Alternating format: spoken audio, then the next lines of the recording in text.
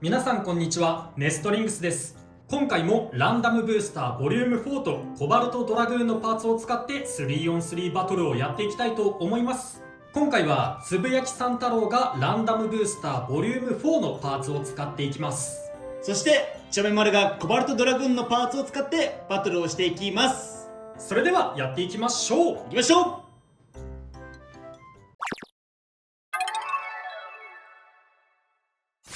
まずはシュートポジションを決めるじゃんけんをしていきます。最初はグー、じゃんけんぽい。左、お互いのファーストベイ。せーの、じゃん。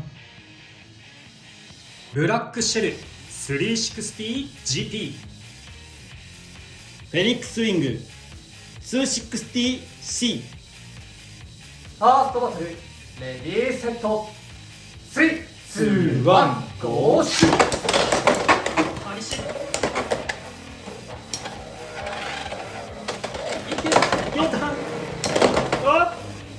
斜めっちまった。どうだ、姿勢正した方が強い。フィニッシュ。ブラックシェルに1ポイント。やったぜ。最後ね GP のこっちが効きましたね。お互いのセカンドベイ。せーの、じゃん。コバルトドレイク 560D。 コバルトドラグーン 160LF。 セカンドバトル、レディーセット。3、2、1、ゴーシュー。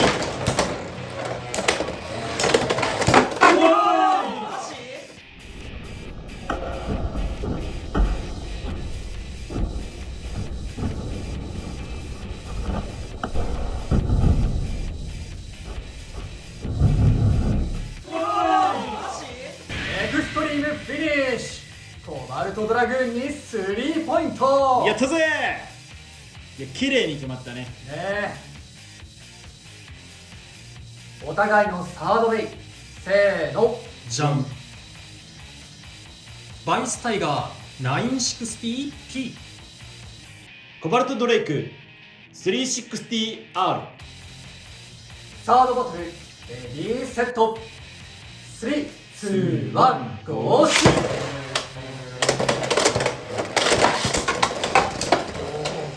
お互い果敢に攻めてる。いけ。ほらやったね。あ、ちょっと斜め。新しいまずいです。新しいラッシュの力を。いやー、ラッシュ強い。フィニッシュ。コバルトドレイクに1ポイント。やった。ということで、この 3on3 バトルの勝者はチョメマル。やったぜというわけで 3on3 バトルが終わりましたが、いかがだったでしょうか。いや、今回こっちが、ブラックシェルを使ってみた感想なんですけど、前の動画でも話してたんですけどね、やっぱりちょっと重さが控えめっていうところがなかなか厳しいかなって感じました。 32g ぐらいだから結構飛ばされやすいかなって思う。形状も形状で引っかかりがたくさんある形状だから、カウンターディフェンスできるっていう形状でもあるんですけど、衝撃生みやすいからね、やっぱり飛ばされやすいかなっていう感じだから、デフォルトのブラックシェルとドットの組み合わせだと結構真ん中で回り続ける感じになるんだけど、相手がアタックタイプだとやっぱエクストリームラインに乗ってぶつかってくるわけよ。そうするとね、引っかかりやすいからちゃんと衝撃生んでカウンターで相手も飛ばしはするんだけど、相手飛ばすのはこの上側に飛ばして、で自分はこっち側に飛ばされちゃうからね、ちょっとデフォルトのドットとブラックシェルの組み合わせめちゃめちゃ厳しいなって感じた。相手を飛ばしはするんだけど自分も飛ばされちゃうからね、結構攻撃を避けていかないと厳しいかなっていう感じするね。だから今回はちょっと GP 使ってみて、 GP も真ん中で粘るようなビットではあるんだけど、ドットとかねニードルとかと比べたらちょっと外周回ったりもできるから、それで前半は相手の勢いがある状態の攻撃は避けていこうかなという感じで使ってみました。そうだね、こっちのフェニックスウィングの攻撃をね、うまく耐えてたもんね。で、あとね、ブラックシェル思ってたよりかは結構姿勢よく回ってくれるかなっていう印象あったな。ただそんなめちゃめちゃ姿勢いいですっていうわけではなく、思ってたよりかは若干姿勢いいかなっていう感じです。あとは新パーツのドットビット、これもね結構悪くないビットではあるかなって思いました。ボールとかだと外周回るような動きとかもするんですけど、このドットビットは中央で回り続けるような、ちょっとニードル系と近いような動き方をするビットですね。で、周りのつぶつぶがたくさんあるからスタジアムとの摩擦を生んで飛ばされづらいっていう触れ込みではあるんですけど、それは感じられませんでしたね。普通に飛ばされちゃうかなって思います。ただまあそれはね、しょうがないかなっていうところはあって、正直別にこのつぶつぶがラバーでできてるとかそういうわけではないんでね、まあ飛ばされるだろうなって思ってたんで、想像通りの結果ではありましたね。で、つぶつぶがビットに無数についてはいるものの、真ん中で綺麗に回ってる時はまあ1点だけのつぶつぶが設置するから、そこまでスタミナロスもなく、真ん中で回ってる最中ならスタミナロス少なめで回ってくれるかなっていう印象です。飛ばされたり傾いたりした時はちょっとスタミナロスが増えていくかなっていう感じで、であとちょっと斜めにもなりづらいかなって思いました。ニードル系とかのビットと比べるとちょっと斜めにはなりづらいかなっていう感じです。まあちょっとだけ。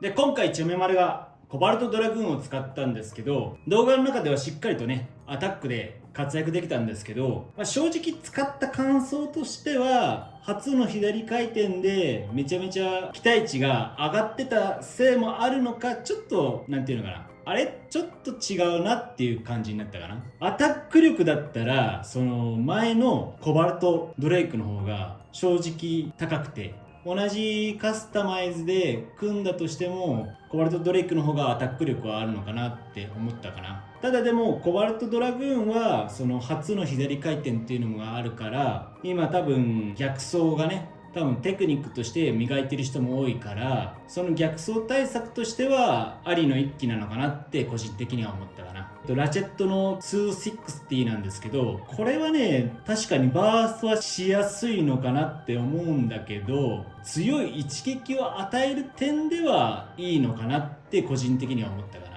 だけどやっぱりその使うとバトル終わった後ラチェットがやっぱ動いてるなっていうのは正直感じるから、そこをデメリットとメリットで捉えるかはまあ人それぞれの判断なんですけど、使うんだったらまあアタックで使った方がいいかもしれませんね。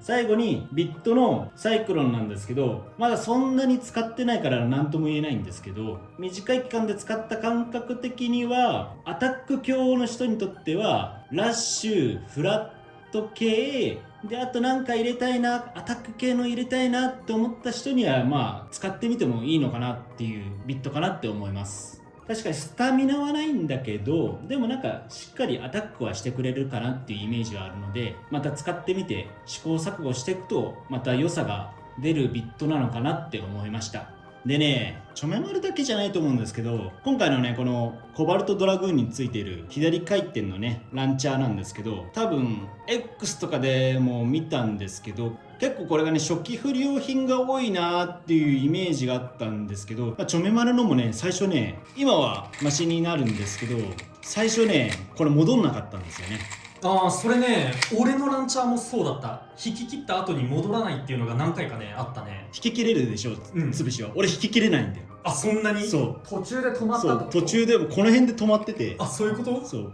で徐々にね鳴らしてってなんとか今この状態にしたんだけど、ちょっとね左回転のこれ初期不良品が多いのはちょっとね悲しいかなっていうか、なんていうかなっていう。だって今これがないとシュートできないわけだからね。そう、ドラグーン回せないんだよね。でチョメワルは一応その少しずつその引っかかってるところを優しくなんていうのかな、ほどくみたいな感じでなんか、そう最初はベイをつけずに回すようにしてるんだけど、まあそれでも結構なんか今回すごい中途半端に引っかかるなと思ってて、なんか引っ張ってるとなんか壊れやすいかもしれんなっていう風に感じるよね。いつも通りに空回ししててダメだったらもうお問い合わせしようかなと思って15分ぐらいやってたんだけど、まあそれでようやくなんとかマシにはなったんで。やっぱりね、みんな買ってすぐに回すんじゃなくてね、買った後ストリングランチャー何回か鳴らしでね、ベイつけずに紐引っ張ってっていうのをちょっと繰り返してった方がいいかもね。それでもダメだっ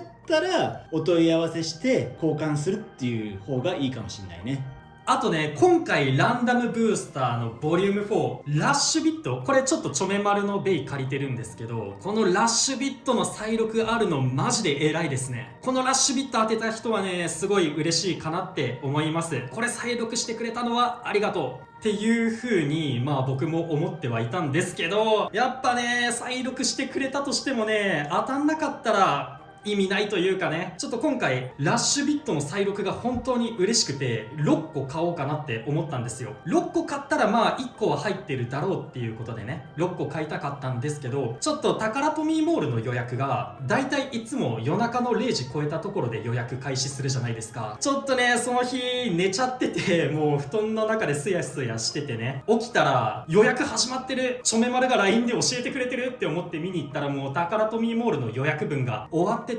Amazon 見に行ったら Amazon ではちゃんと予約されててよかったって安心したんですけど、 Amazon だと個数制限かかってて5個しか買えなかったんですよ。でまあフル5個突っ込もうと思ってこのラッシュのために5個買ったんですけど、今回僕5個買って出た結果がブラックシェルのレア1、黄色のブラックシェル、ユニコーンスティングが2つとバイパーテールっていう結果でね、一番欲しかったラッシュ出なかったのがちょっと本当悲しいです。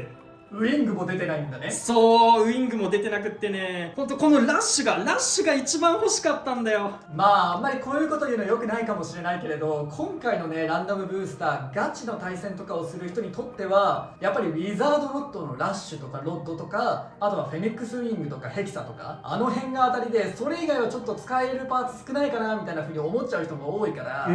そこだけ綺麗に当たらないのだいぶきついね。そうなんだよね。でまあ追加で買おうにもね、ほんと今欲しいのはウィザードロッドのラッシュだけが欲しいから、っていうのはブラックシェルとかはもうゲットできたからね、追加で買おうにもね6分の1だけなんだよね、欲しいのが。まあだったらダガーセットを買った方がねっていう。そう、ダガーセットの再販とかあるのかな、どうなんだろう。ほんとラッシュだけがあと欲しかったのに出なかったのがちょっと残念でしたと。当たらなかったで言えばちょっと違う話もしてもいいですか。大阪の G1 大会とあとはベイチューブカップの大会もね、俺応募してたんだけどね、それもどっちとも落ちて落選してて参加できなかったのもね、ちょっと悲しいですね。まあ最近こう嬉しいことではあるんだけどね、ベイブレード X もかなり人気になってきて、大会とかもね抽選だったり事前予約制だったりとかっていう風になってきちゃってて、割と初期の頃に比べると参加できる機会減ってきたよねっていう。そう、ちょっとベイ系の抽選が今ボロボロの状態なので